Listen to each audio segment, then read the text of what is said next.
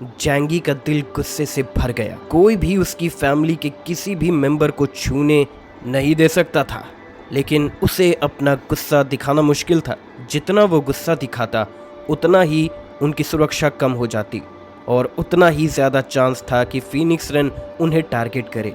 जैंगी ने बेपरवाही से कहा, वो बस कुछ सबॉर्डिनेट्स हैं, तुम्हें उन्हें मारना है क्या?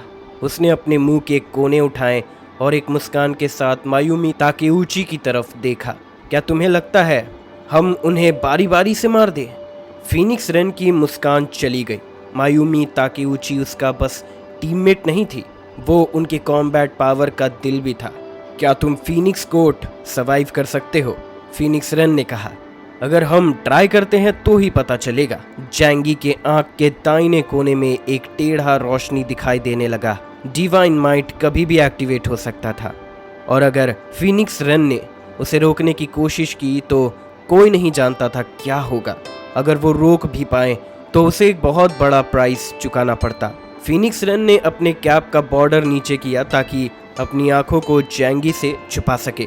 इस वक्त वो अपने फायदे नुकसान का हिसाब कर रहा था। ये देख रहा था कि क्या उसे एक दाव लगाना चाहिए या नहीं, लेकिन वो हार नहीं सकता था। अगर उसने मायूमी ताकेउची को खो दिया तो वो सब खो देगा और वो एक टॉप नॉच म्यूटेंट से बस एक सेकंड रेट म्यूटेंट बन जाएगा, जो बहुत बड़ा दाम था और वो रिस्क को लेने का हौसला नहीं रखता था। लेकिन जैंगी के दिल में एक बहुत ही रिस्की और बोल्ड प्लान धीरे धीरे बन रहा था, लेकिन वो कभी भी रिस्क लेने वाला बंदा नहीं था, इसीलिए वो अभी भी सही वक्त का इंतज़ार कर रहा था। दूसरी तरफ बैटलफील्ड पे लियांग यू का डुएल था साकामोतो नोबुनागा के साथ। दोनों टॉप नॉच वॉरियर्स और स्वॉर्ड्स के मास्टर थे।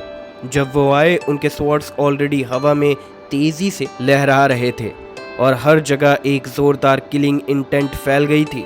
स्वॉर्ड की चाल से जमीन आसमान का रंग उड़ गया था।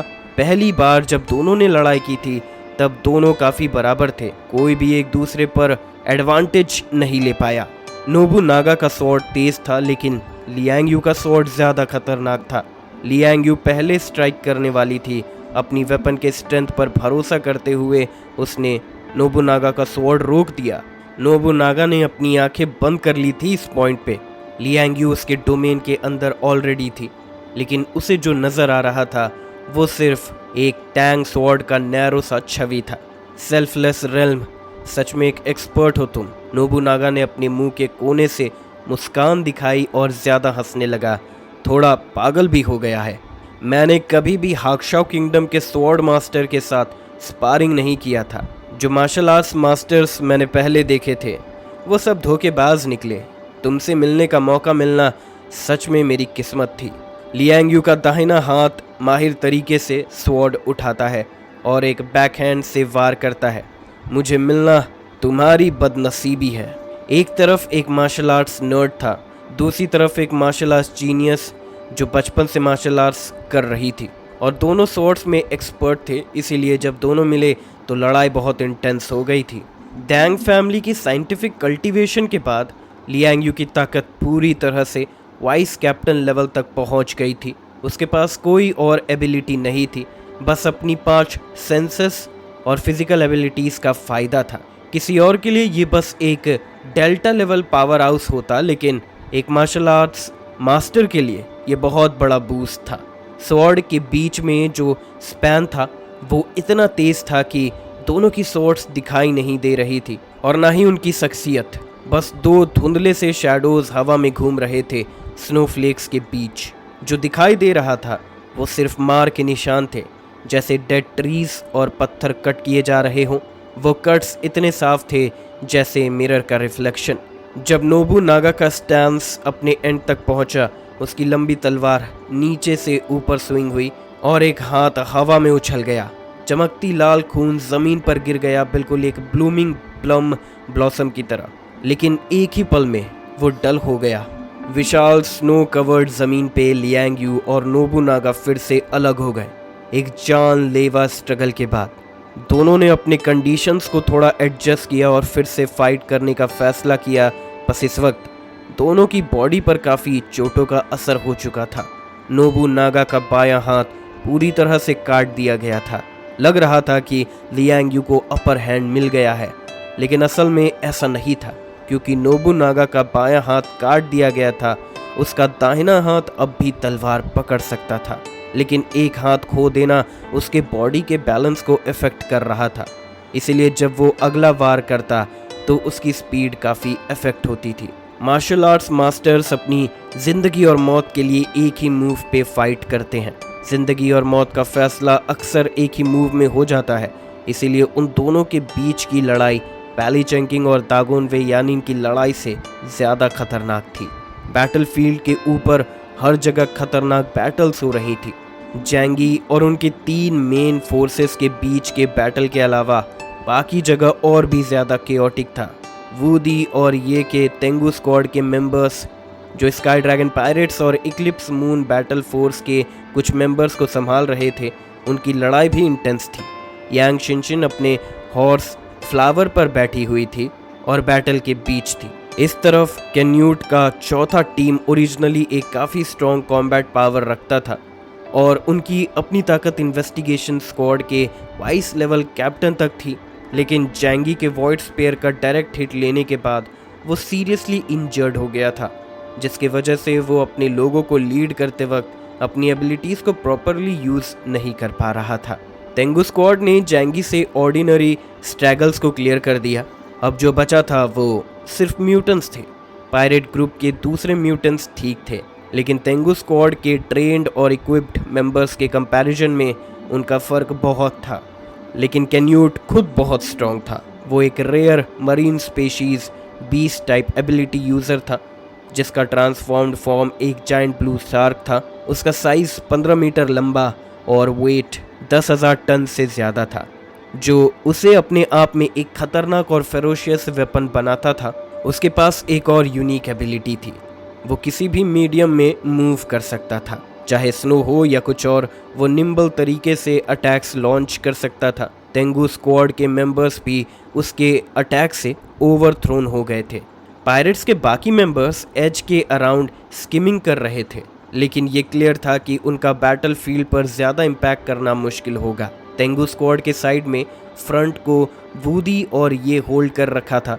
कैन्यूट जैसे ह्यूज मॉन्स्टर के सामने, जिसका अटैक और डिफेंस में ऑलमोस्ट कोई डेड स्पेस नहीं था, उनके अटैक मेथड्स इफेक्टिव होना काफ़ी मुश्किल हो रहा था। अपने फायर पावर पर कॉन्सेंट्रेट करो और उसके वीक पॉइंट्स को शूट करो, उसके गिल्स पर अटैक करो। सब यही टैक्टिक्स यूज़ कर रहे थे। कैन्यूट ने चीख कर कहा, हंट शुरू होता है। उसने ज़मीन के ऊपर डाइव किया, अपने बड़े शार्क फिन्स को जानबूझकर एक्सपोज करते हुए, और ज़मीन ने पानी की तरह रिपल जनरेट किए। ज़मीन पर खड़ा हर इंसान उसका शिकार बन गया था। उसके ह्यूज शार्क फिन्स से आई ऑपरेशन का कोई जवाब नहीं था। अगर कैन्यूट को जैंगी से पहले सीरियसली इंजर्ड ना किया गया होता तो उसके लिए उनका खा जाना बस एक कपकेक जैसा आसान होता। स्काई ड्रैगन पायरेट्स का कैप्टन वाकई एक आम मछली नहीं था, लेकिन अब हम इसे कैसे हैंडल करें? इस वक्त फ्लावर काफ़ी हाई टेरेन पर क्राउच थी। उसकी एम्बर आंखों से नीचे हो रही हर चीज़ को धीरे धीरे ऑब्जर्व किया जा रहा था। उसके घने फर के बीच में यांग शिनशिन का छोटा सा डेलिकेट चेहरा दिख रहा था, जो एक पाम साइज था। यांग शिनशिन की नज़र आसमान की तरफ थी, जहां जैंगी और फीनिक्स रेन के बीच बैटल हो रहा था। उसके लिए अब उनके लेवल के बैटल में ज्वाइन करना मुश्किल हो रहा था। और इस वक्त सबसे बड़ा प्रॉब्लम कैन्यूट था, जो एक ब्लू शार्क के रूप में डिस्गाइज हो गया था। यांग शिनशिन ने फ्लावर के सर पर प्यार से हाथ रखा। फ्लावर, अच्छे से देखना और उसकी मूवमेंट्स को कैप्चर करना। फ्लावर की आंखों का फोकस नीचे ग्राउंड पर था कि ये कितनी बड़ी मछली है। आंखों में एक फोकस था जो एक कैट की तरह थी, जो नेचुरली फिश के लिए सेंसिटिव होती है। ये फिश थोड़ी ज़्यादा बड़ी थी, लेकिन यांग शिनशिन के पीछे 3 पेयर्स ऑफ फेदर्ड विंग्स वाली एंजल धीरे धीरे इमर्ज हो गई थी। ध्यान से उसकी पोजीशन को देखो, यांग शिनशिन ने मटर किया। जब उसके पीछे एंजल ने अपना लॉन्ग बो अपने हैंड में उठाया, राइट हैंड से उसने अपने पीछे से एक फेदर निकाला, जो फिर शार्प एरो में ट्रांसफॉर्म हो गया और एरो का एंड भी फेदर्ड विंग्स जैसा दिख रहा था।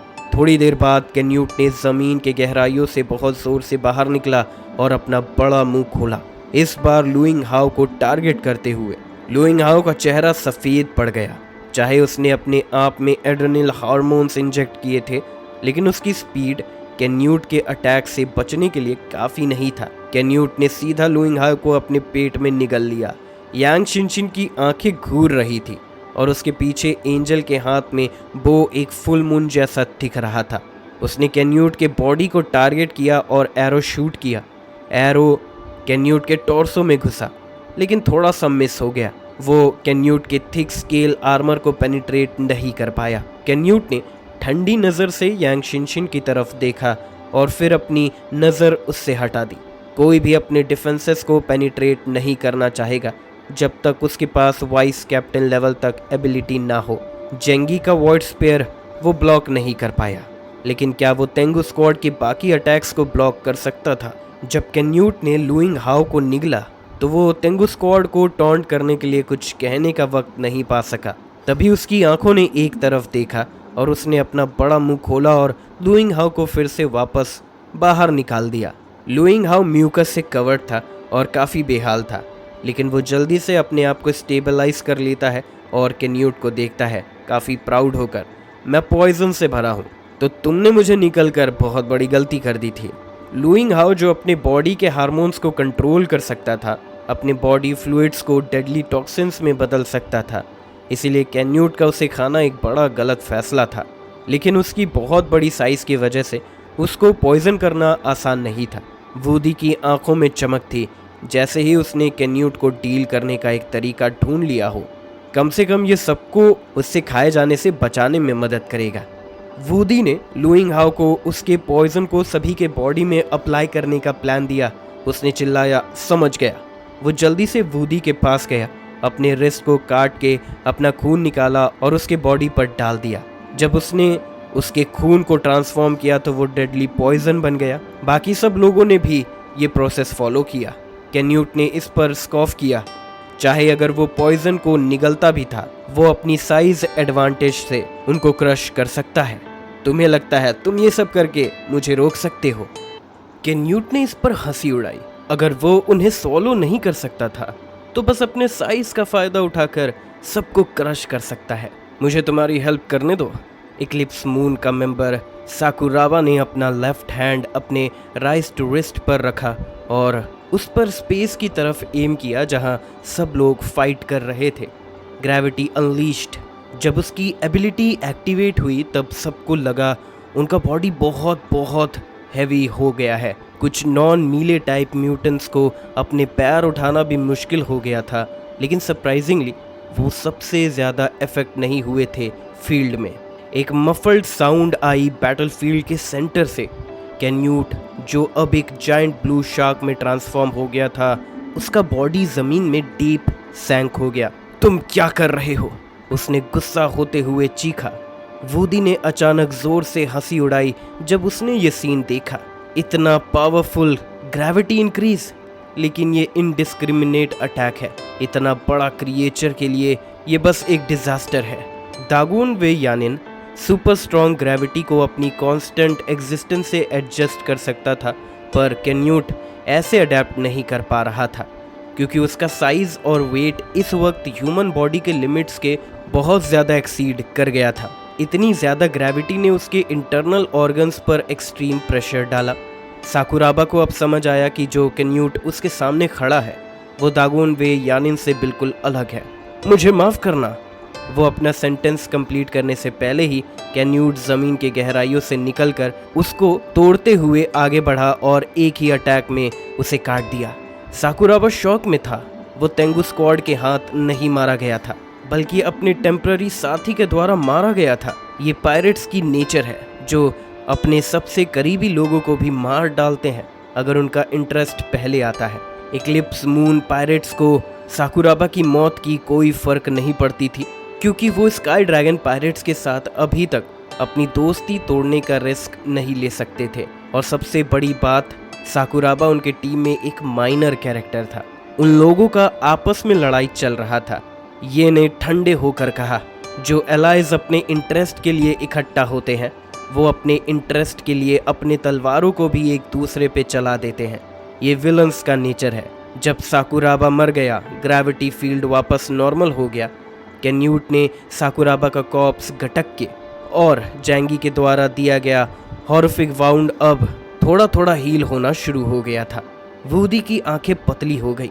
ये बंदा बैटल फील्ड पर म्यूटेंट्स को डिवॉर करके अपने आप को हील कर लेता है। कैन्यूट के पास पूरी इनिशिएटिव थी। वो बैटल फील्ड पे एक स्पेयर हेड की तरह रैम्पेज कर रहा था। उसके पीछे जो पायरेट्स थे वो उस पर डिपेंड करते थे तेंगु स्क्वाड को अटैक करने के लिए। शैडो फॉल थॉर्न्स, ये छोटी सी अपॉर्चुनिटी तेंगु स्क्वाड ने ग्रैब कर ली। ये के पैर के नीचे जो शैडो थी वो जल्दी से एक्सटेंड हो गई और कैन्यूट के ह्यूज शैडो के साथ मर्ज हो गई। फिर ज़मीन से शैडो के अंदर से तेज़ी से ब्लैक थॉर्न्स निकलकर उसकी बॉडी की तरफ घुसे। साथ ही वूडी के हाथ में एक ह्यूज फ्लोटिंग कैनन कंडेंस हो गया जो एक बड़े बीम में बदल गया और कैन्यूट के बॉडी की तरफ शॉट किया गया। दोनों ने बड़े ध्यान से उस जगह को टारगेट किया जहां जैंगी ने पहले वूंड छोड़ा था। कैन्यूट का बॉडी सब इम्पैक्ट से कांप रहा था। ये और वूडी का जॉइंट अटैक ने भी उसे कुछ इंजरीज दी थी। कैन्यूट ने जोर से चीखा। दूर से यांग शिनचिन ने भी अपने पीछे एंजल को टारगेट करके कैन्यूट की तरफ दूसरा एरो शूट किया, लेकिन ये एरो अलग था। कैन्यूट बैटलफील्ड पर सबकी मूवमेंट्स को ध्यान से देख रहा था। पहला एरो उसके ऊपर से छोड़ा गया था जिससे कुछ डैमेज नहीं हुआ, लेकिन ये नया एरो उसे अपने दिल में एक ओमनियस फीलिंग दे रहा था। उसने डिसाइड किया कि अब वो फिजिकली रेजिस्ट नहीं करेगा बल्कि जल्दी से ज़मीन के अंदर डाइव कर जाएगा। डिवाइन एरो मिस हो गया और यांग शिनचिन का चेहरा बिल्कुल शांत था। उसमें कोई भी लॉस का एहसास नहीं था। फिर वूडी ने ज़ोर से चीखा और सबने अपनी फायर पावर कैन्यूट पर कॉन्सेंट्रेट कर दी। Origin bullets, floating cannons, shadow killing arts, 10 से ज़्यादा अटैक्स के साथ कैन्यूट के लोकेशन पर फायर किए गए। कैन्यूट ने सामने का सीन देखा और उसकी आंखों में नफरत की चमक आई। उसने कभी भी सोचा नहीं था कि वो जो स्काई ड्रैगन पायरेट्स के 4th टीम का कैप्टन है, ये सब कुछ लोली सबॉर्डिनेट से भिड़ जाए। अगर ये उसका अपना इलाका होता तो सबको मार डालता। उसका असली बैटलफील्ड समुद्र है, जहां अगर दुश्मन के पास सुपर बैटल शिप्स भी हो तो वो उसे उल्टा कर देता। ये सच है कि शार्क्स की फाइटिंग पावर लैंड पर आने के बाद काफ़ी रिड्यूस हो जाती है। इस बार का टारगेट अब भी वूडी था, क्योंकि उन सब में से सिर्फ वूडी ने उसे सच में नुकसान पहुंचाया था। वो ह्यूज ब्लैक शार्क का बॉडी वूडी की तरफ दौड़ गई, जिससे उसके बाल खड़े हो गए। क्रिटिकल मोमेंट में कोंगशिंग ने एक बार फिर आगे कदम बढ़ाया। वो टीम का अकेला मीले टाइप म्यूटेंट था जो कैन्यूट के अटैक को सीधा ब्लॉक कर सकता था। लेकिन जब कोंगशिंग कैन्यूट के सामने खड़ा हुआ तो कैन्यूट की आंखों में एक गुस्सा और बेइज्जती भरा ताना था। मैं तुझे मार डालूंगा, कैन्यूट ने सोचा। एक बार मेटल मैन को मार दिया तो बाकी म्यूटेंट्स उसके मर्सी पर होंगे।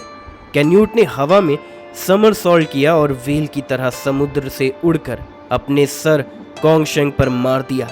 कोंगशिंग के पास इससे बचने का कोई तरीका नहीं था, तो उसने अपने हाथ आगे क्रॉस किए ताकि इम्पैक्ट को ब्लॉक कर सके।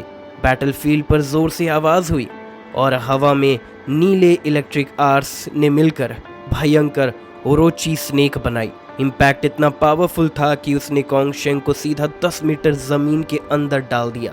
वो लकी था कि वो जिंदा बचा, लेकिन जब उसने गड्ढा देखा तो उसने देखा कि कैन्यूट गायब हो गया था।